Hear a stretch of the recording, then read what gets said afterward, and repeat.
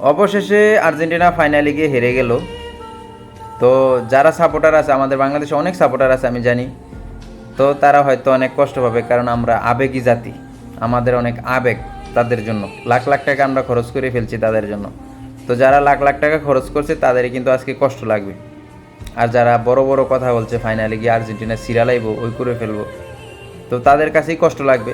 তো আমি বলি কি ভাই, কষ্ট লাগার মতো আজকে আর্জেন্টিনা খেলে নাই, ভালো খেলে নাই যে আপনার কষ্ট লাগবে। একটা ভালো অ্যাটাক করে নাই, একটা ভালো পাস খেলে নাই, বা আজকে ভালো খেলে নাই, আপনার কষ্ট লাগার কোনো কারণই নেই। আমি মনে করি কষ্ট না পাওয়াটাই বেটার আপনার জন্য, একদম চিল থাকেন। তাদের জন্য কষ্ট পাইও লাভ নাই, তাদের খেলাকে বা সাপোর্ট করেন, এতটুকুই থাকেন। তাদের ব্যক্তিত্বকে সাপোর্ট করিয়েন না, ব্যক্তিত্বকে সাপোর্ট করলেই কষ্ট লাগবে। খেলা সাপোর্ট করবেন, তাইলে আজকে ভালো খেলে নাই, তাহলে কষ্ট লাগবে না। এটা কি কোনো খেলা হয়েছে ফাইনাল ম্যাচে? পাড়ার পোলা ফাইনাল চাচ্ছে ভালো খেলে, ফাইনাল ম্যাচে বলে এইভাবে খেলে। 140 মিনিট খেলা হয়েছে, মানে 10 মিনিটও বল পায় না আর্জেন্টিনা, এটা বলে খেলা?